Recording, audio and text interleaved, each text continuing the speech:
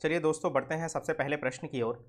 तो airport authority of India is going to set up state of the art civil aviation research organisation CARO eight.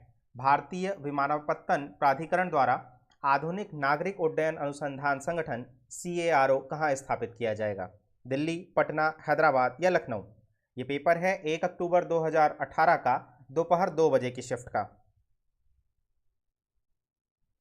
तो दोस्तों, अगर आप मेरे साथ जुड़ रहे हैं तो जल्दी जल्दी अपने प्रश्नों का उत्तर भी मुझे देते चलिए, और जैसे ही कुछ बच्चे और जुड़ जाते हैं हमारे साथ तो हम आज का सेशन स्टार्ट करेंगे।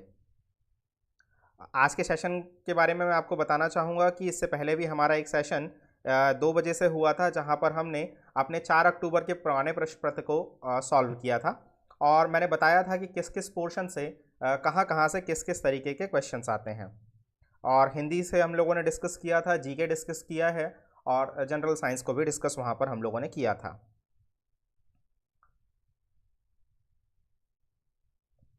तो आप सभी मेरे साथ जुड़ते चलिए दोस्तों, उसके बाद हम स्टार्ट करते हैं आज का सेशन।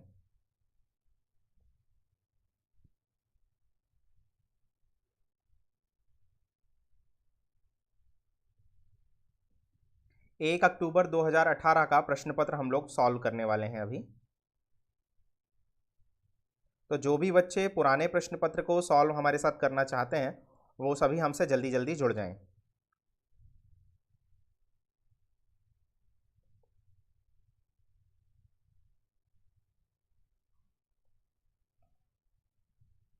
ताकि हम अपना पुराना जो नया सेशन है वो स्टार्ट कर सकें।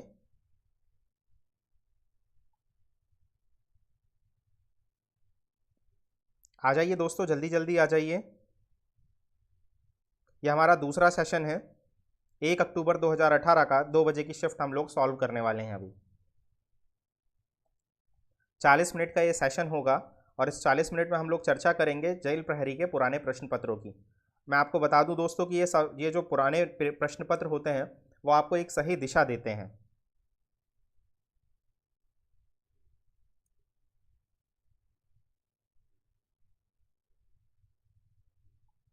कुछ बच्चे हमसे जुड़ जाएं, उसके बाद हम स्टार्ट करते हैं। ये सेशन अभी लाइव चल रहा है जूम पर, फेसबुक पर और यूट्यूब पर।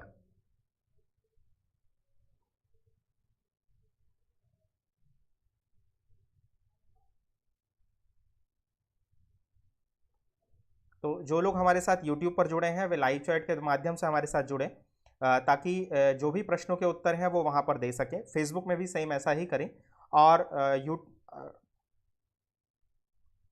और जूम पर भी आप इसी तरीके से कर सकते हैं।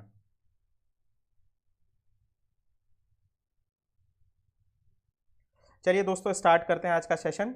जितने बच्चे आ चुके हैं, बढ़िया कनेक्टिविटी है आप सभी के लिए, और आप सभी इस प्रश्न को पक्का हमारे साथ सॉल्व कीजिए और उत्तर भी अपने साथ देते चलिए। तो पहला प्रश्न हमने पूछा था कि airport authority of India is going to set up a state of art civil aviation research organisation CARO। भारतीय विमानपत्तन प्राधिकरण, जिसे AAI द्वारा अत्याधुनिक नागरिक उड्डयन अनुसंधान संगठन कहाँ स्थापित किया जाएगा? तो इसका सही उत्तर बताइए दोस्तों कि इसका सही उत्तर क्या होगा। दिल्ली, पटना, हैदराबाद या लखनऊ? बताइए दोस्तों, इसका सही उत्तर क्या होगा?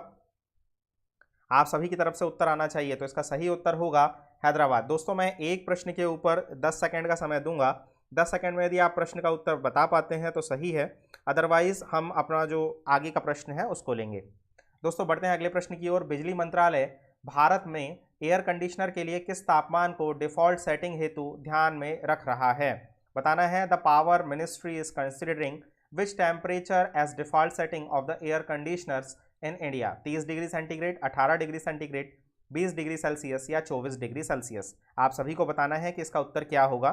तो इसका सही उत्तर होगा 24 डिग्री सेंटीग्रेड, जो कि ऑप्शन इसमें चौथा था। बढ़ते हैं अगले प्रश्न की ओर। मध्य प्रदेश में देवरी घड़ियाल रियरिंग सेंटर कहाँ पर स्थित है? द देवरी घड़ियाल rearing centre in Madhya Pradesh is located at Ghatigaon abhayaranya, राष्ट्रीय चंबल अभ्यारण्य, सोन चिड़िया अभ्यारण्य या केन घड़ियाल अभ्यारण्य? आप सभी को बताना है कि मध्य प्रदेश में देवरी घड़ियाल रिवरिंग सेंटर कहाँ पर स्थित है। बताइए दोस्तों। तो इसका सही उत्तर हो जाएगा राष्ट्रीय चंबल अभ्यारण्य में यह स्थित है, मध्य प्रदेश देवरी घड़ियाल रियरिंग सेंटर। बढ़ते हैं अगले प्रश्न की ओर। प्रश्न नंबर 4 है ये। किस अन्य भारतीय को भारत वटवानी के साथ 2018 का रमन मैग्सेसे पुरस्कार से सम्मानित किया गया है? ये करंट का प्रश्न था और आप सभी से इसमें पूछा गया था 2018 के 1 अक्टूबर के प्रश्न पत्र में। अंशु गुप्ता, संजीव चतुर्वेदी या फिर दीप जोशी या सोनम वांगचुक, आप सभी को बताना है कि इसका सही उत्तर क्या होगा कि रमन मैग्सेसे पुरस्कार किसको दिया गया था। वो वॉज द इंडियन वो receive the 2018 Ramon Magsaysay award with Bharat Vatwani. तो इसका सही उत्तर होगा दोस्तों सोनम वांगचुक। सोनम वांगचुक को 2018 में भारत मोटवानी के साथ रमन मैग्सेसे पुरस्कार दिया गया है। आप सभी को रमन मैग्सेसे पुरस्कार के बारे में भी जानना चाहिए। बढ़ते हैं अगले प्रश्न की ओर। वो was the first Indian woman to win the Olympic medal. ओलंपिक पदक जीतने वाली प्रथम भारतीय महिला कौन सी है? दोस्तों ये स्टैटिक जीएस से क्वेश्चन था और आप सभी को ओलंपिक से रिलेटेड जो भी प्रश्न होते हैं उसके बारे में कुछ जानकारियां होनी चाहिए, जो कि फर्स्ट टाइप के होंगे, कहाँ पर आयोजित किया गया था, यदि भारत ने कोई अतिरिक्त वहाँ पर मेडल प्राप्त किया है तो आपको पता होना चाहिए। तो बताइए कि ओलंपिक पदक जीतने वाली प्रथम भारतीय महिला कौन है? कर्णम मल्लेश्वरी, साक्षी मलिक, पीवी सिंधु या साइना नेहवाल? तो इसका उत्तर हो जाएगा दोस्तों कर्णम मल्लेश्वरी जो है ओलंपिक पदक जीतने वाली प्रथम भारतीय महिला है।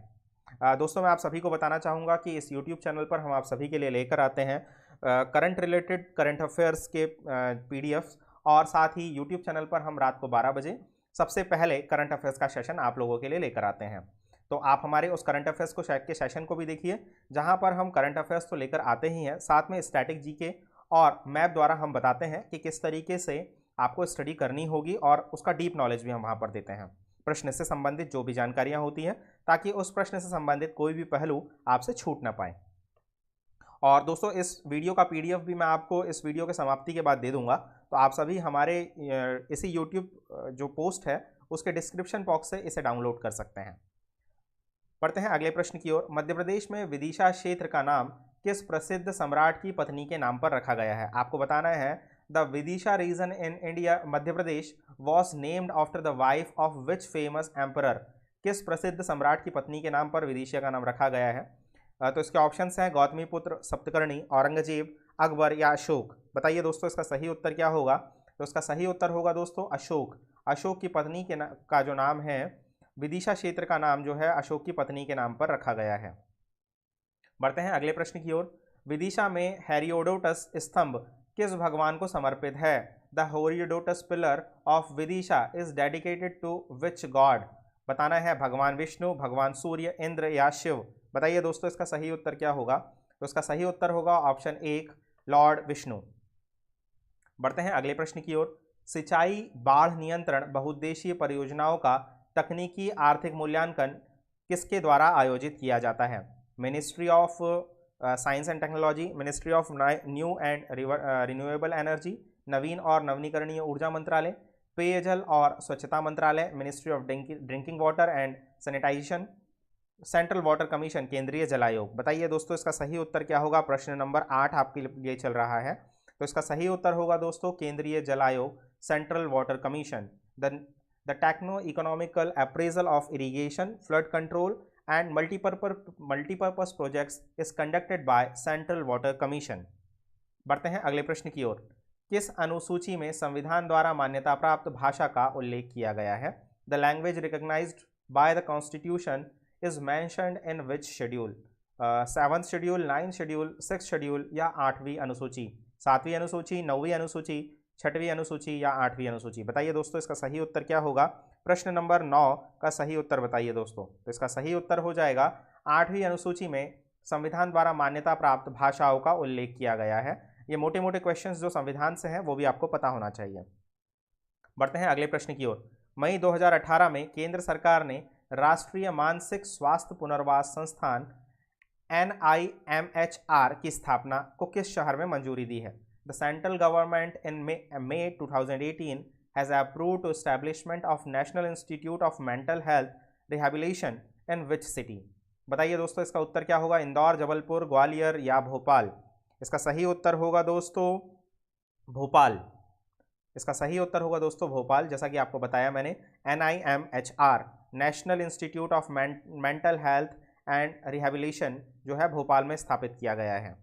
बढ़ते हैं अगले प्रश्न की ओर। मध्य प्रदेश में सिंचाई क्षमता के सुधार के लिए भारत सरकार ने किसके साथ $375 ऋण समझौते पर हस्ताक्षर किए हैं?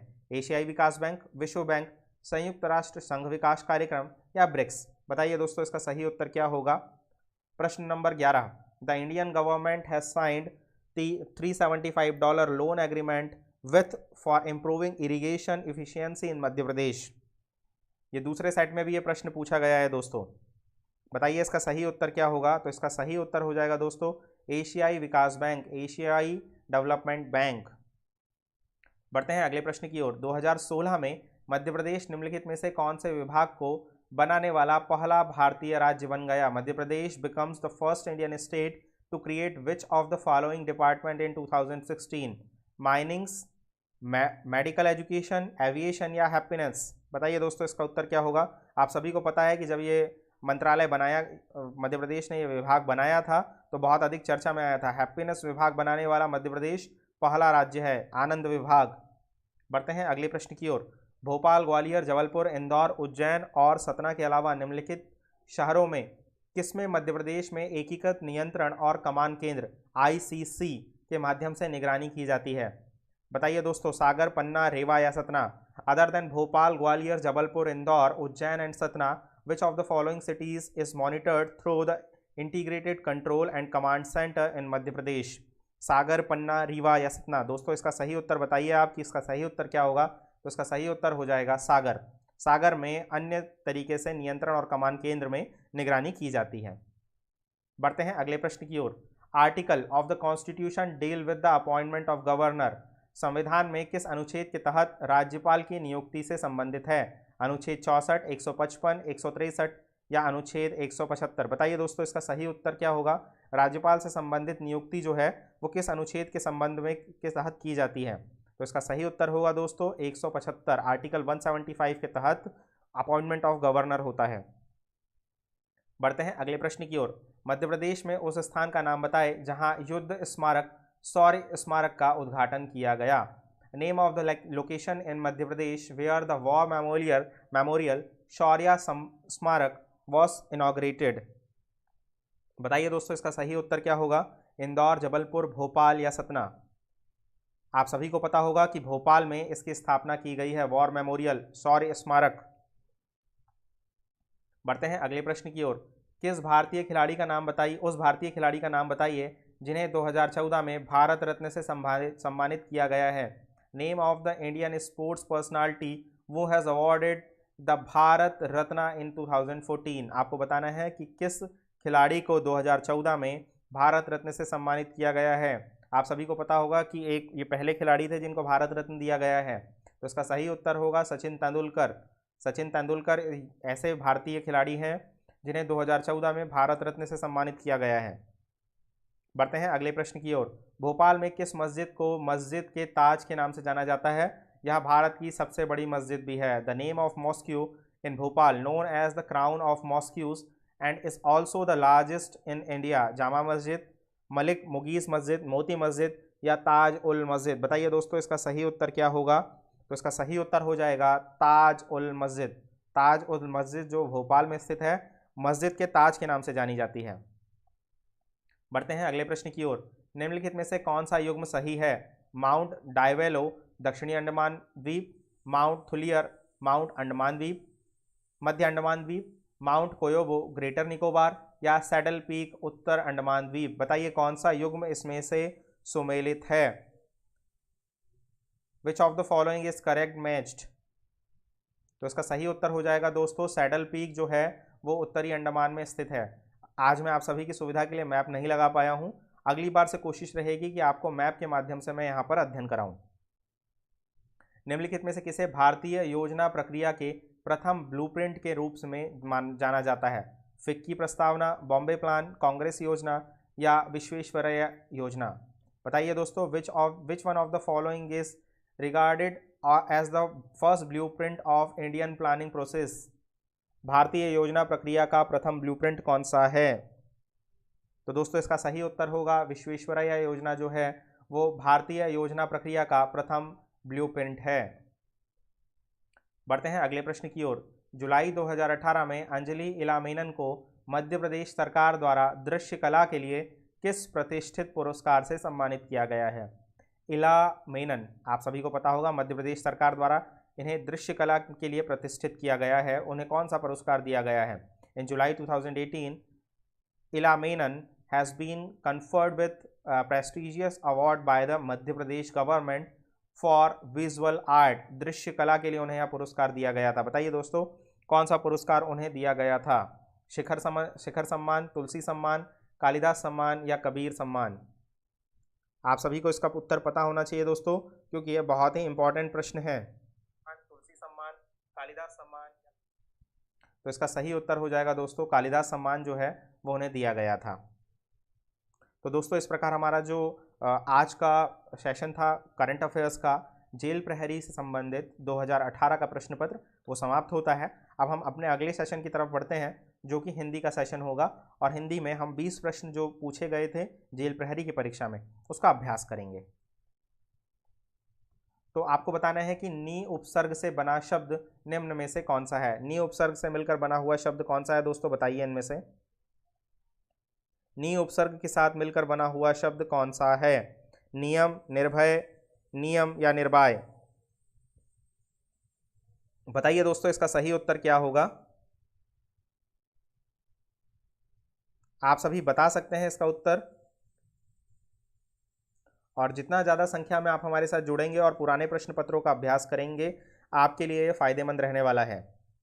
हो सकता है परीक्षा में इससे 1 या 2 प्रश्न आपको देखने को मिले, तो आप जल्दी जल्दी इन प्रश्नों का उत्तर दे दीजिए दोस्तों।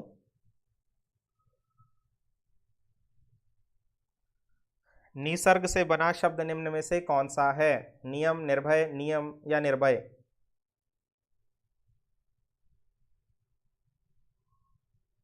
बताइए दोस्तों इसका सही उत्तर क्या होगा? तो इसका सही उत्तर हो जाएगा नियम।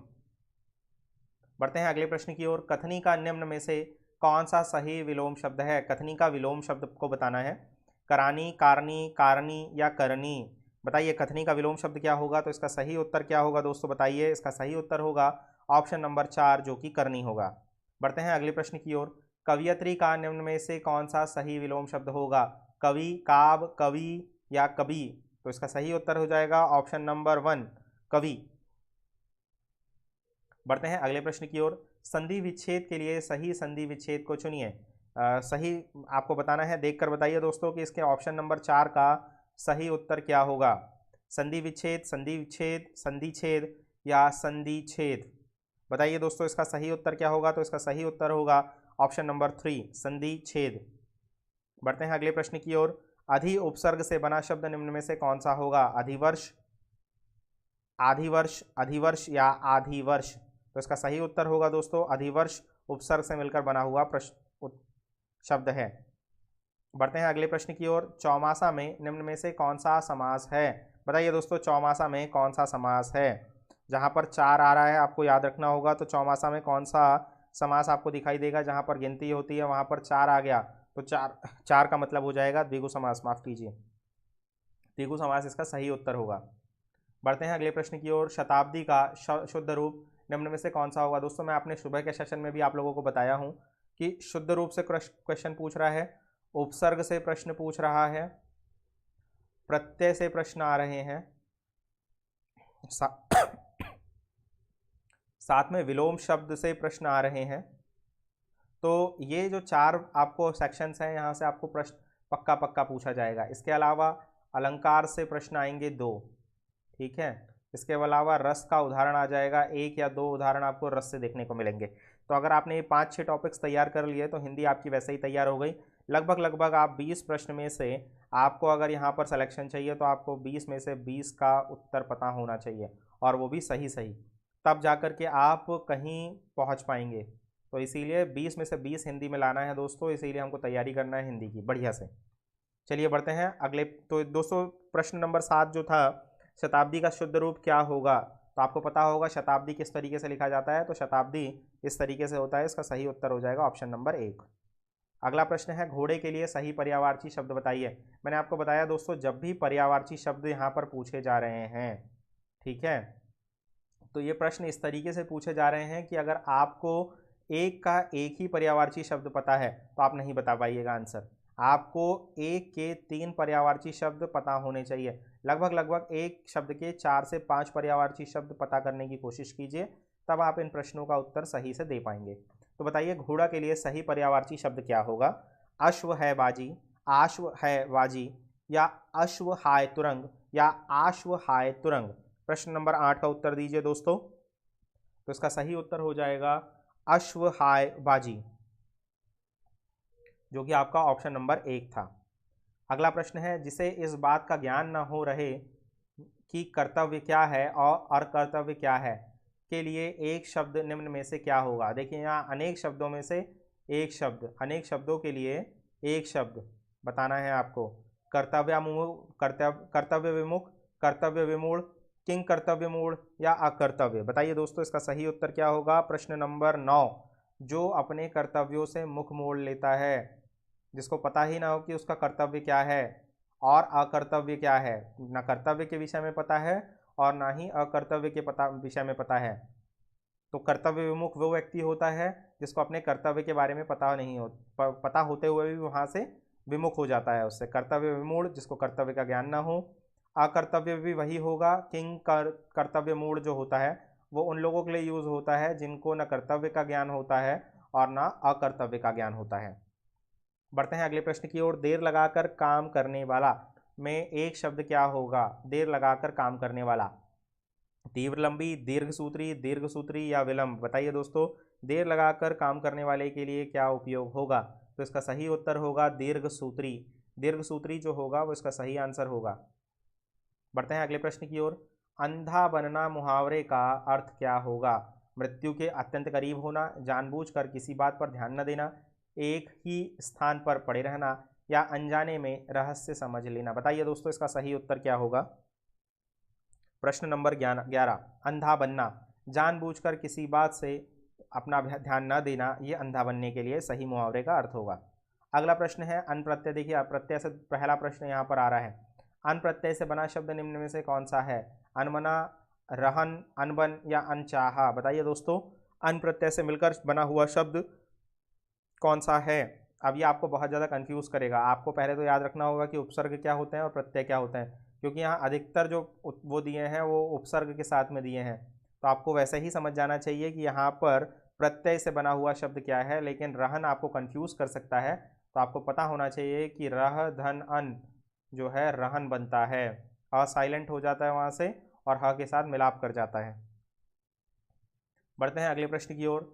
जंगल के लिए सही पर्यायवाची वाले शब्दों की पंक्ति को चुनिए। बताइए प्रश्न नंबर 13 का उत्तर क्या होगा? सही पर्यायवाची शब्द। फिर यहाँ पर एक के 3 से 4 पर्यायवाची शब्द जब तक आपको याद नहीं होंगे आप नहीं कर पाएंगे। जंगल के लिए सही पर्यायवाची शब्द बताइए। कंतार अरण्य कनन, कंतर अरण्य कनन, वन अरण्य कानन, या वन आरण्य कानन। बताइए दोस्तों क्या उत्तर होगा इसका? तो इसका सही उत्तर हो जाएगा ऑप्शन नंबर 4, वन्य अरण कानन। बढ़ते हैं अगले प्रश्न की ओर। मनोकामना का शुद्ध रूप निम्न में से कौन सा है? मनः कामना, मानह कामना, मानह कामना, या मनाह कामना। बताइए दोस्तों प्रश्न नंबर 4 का सही उत्तर क्या होगा? तो आपको सबको पता होगा कि मनः धन कामना, ये जो होगा मनोकामना का शुद्ध रूप होगा। बढ़ते हैं अगले प्रश्न की ओर। रामानुज का सामासिक विग्रह क्या होगा? देखिए मैंने आपको कल भी बताया था कि सामासिक विग्रह से भी प्रश्न है। सामासिक विग्रह से लगभग एक प्रश्न आपको प्रत्येक प्रश्न पत्र में देखने को मिलेगा। रामानुज का सामासिक विग्रह क्या होगा? बताइए। एक नाम, रामनुज, राम का अनुज, या राम की बहन। बताइए दोस्तों इसमें रामानुज का सही सामासिक विग्रह क्या होगा? तो सामासिक विग्रह आपको याद रखना होगा। तो राम का अनुज जो होगा रामानुज, ये सामासिक विग्रह होगा। बढ़ते हैं अगले प्रश्न की ओर। अनुच्छेद के लिए सही संधि विच्छेद। एक प्रश्न संधि विच्छेद से। अनुच्छेद, अनुच्छेद, अनुच्छेद, या अनछेद। बताइए दोस्तों प्रश्न नंबर 16 का उत्तर क्या होगा? तो इसका सही उत्तर हो जाएगा दोस्तों अनुधनछेद, अनुच्छेद। बढ़ते हैं अगले प्रश्न की ओर। प्रीतम द्रग मीचत पिया, पानी परस सुख पाए, जानी पिछानी अजान लौ, नैकुना होति लखाए। में निम्न में से कौन सा रस है? प्रश्न नंबर 17 का उत्तर आपको देना है कि इसमें से कौन सा रस है इसके साथ में। तो तो इसका सही उत्तर हो जाएगा श्रृंगार रस। प्रीतम द्रग मीचत पिया, मतलब प्रीतम की बात हो रही है और यहाँ पर श्रृंगार आपको इन लाइंस में देखने को मिल रहा होगा। पानी परस सुख पाए, देखिए हमने बात तो कर ली कि श्रृंगार रस है, लेकिन बाकी रस क्यों नहीं है ये भी आपको आपको पता होना चाहिए। प्रीतम की बात हो रही है तो वैसे ही श्रृंगार पे चले जाना है। मीचत पिया, पानी परस सुख पाए, प्रेम रस तो है इसमें, लेकिन प्रेम के साथ साथ श्रृंगार का भाव भी आपको दिख रहा है। तो जानी पिछानी अजान लो, न कुन होती लखाए, अगर आप इसका मीनिंग देखेंगे तो इसमें श्रृंगार रस आपको दिखाई देगा। बढ़ते हैं अगले प्रश्न की ओर। कंकण किंकण नुपुर धुनि सुनी, कहत लखन सन राम हृदय मुनि, में कौन सा अलंकार है? बताइए दोस्तों, बार बार क की आवृत्ति हो रही है, अगर आप देख पा रहे हैं तो यहाँ पर तो आप बताइए कि इसमें जब बार बार किसी वर्ण की आवृत्ति होती है, शब्द की आवृत्ति होती है, तो इसमें कौन सा अलंकार बोला जाता है? श्लेष अलंकार, यमक अलंकार, अनुप्रास अलंकार या उपमा अलंकार? तो इसका सही उत्तर हो जाएगा अनुप्रास अलंकार जो है इसका सही उत्तर है। उपमा अलंकार तब होगा जब किसी की उपमा दी जाती है। तो इसका सही उत्तर क्या है? अनुप्रास अलंकार। बढ़ते हैं अगले प्रश्न की ओर। अति मलिन वृष भानु कुमारी, ये बार बार प्रश्न पूछा जाता है, अनेक कॉम्पिटिटिव एग्जाम्स में ये प्रश्न पूछा गया है अनेकों बार। हरिश्रम जल अंतर तनु भीजे, ता लालच न धुआवत सारी, निम्न में कौन सा रस है? इसको आप गार्ड बांध करके याद रख लीजिए, ये हमेशा बहुत सारी प्रश्नों जो है इसमें पूछे गए हैं इससे संबंधित।